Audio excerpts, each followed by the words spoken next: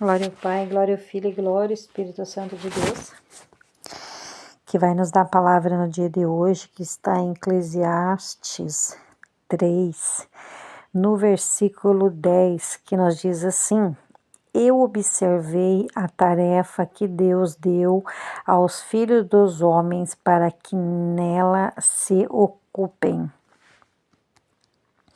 Então, Salomão, ele vai dizer assim que tudo tem o seu tempo, aleluia Jesus, e que ele começou a observar as coisas que acontecia com as pessoas.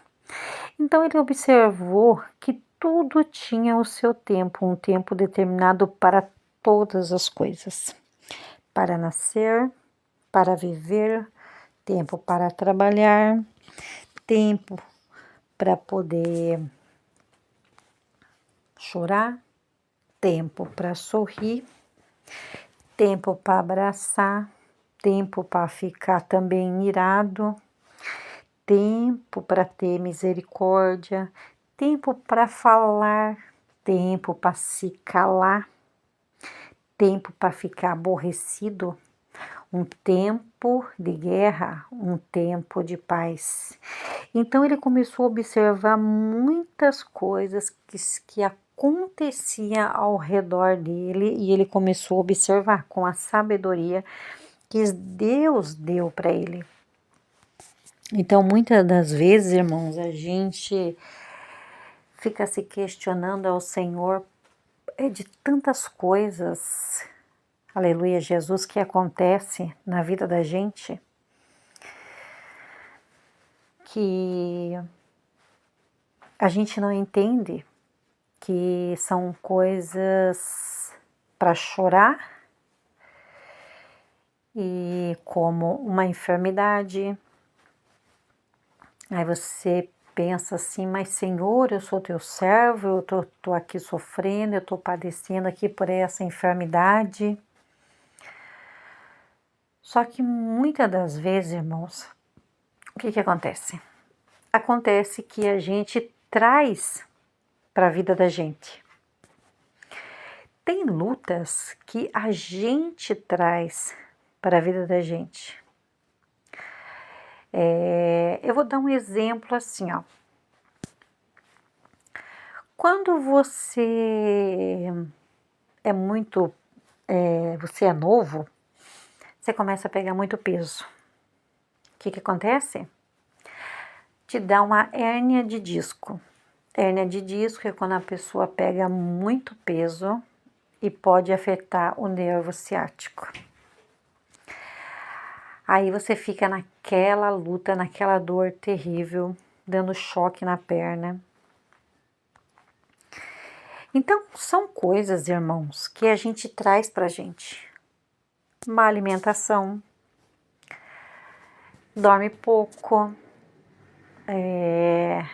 tá acima do peso.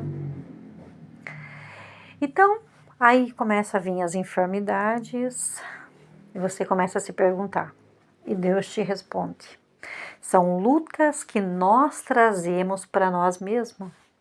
Tem lutas que é o inimigo,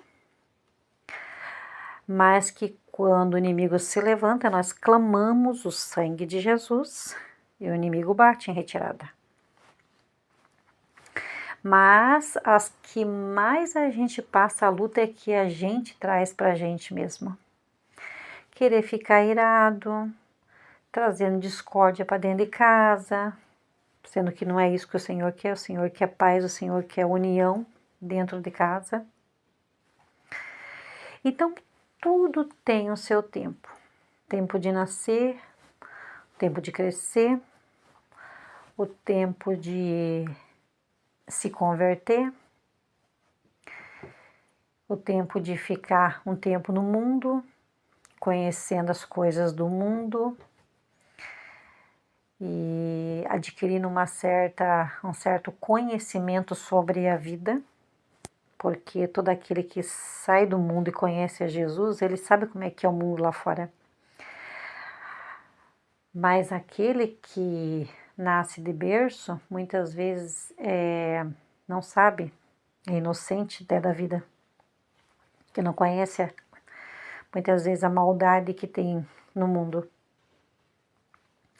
E às vezes a pessoa fica curiosa para querer saber como é que é o mundo lá fora e não sabe ele que está se lançando nas mãos do inimigo.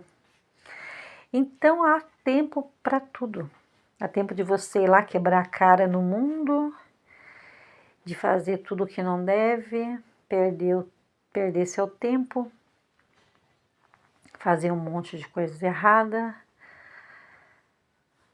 aprender a sofrer, porque está indo buscar sofrimento para si mesmo.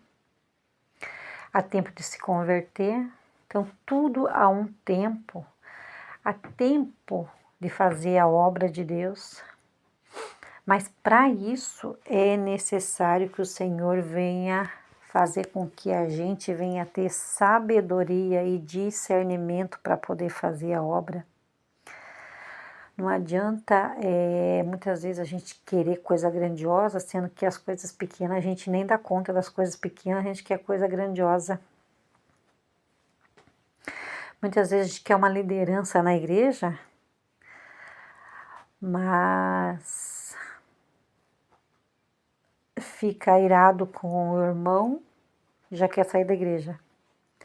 Agora imagina só você você sendo líder da igreja e não conseguindo tolerar os levantes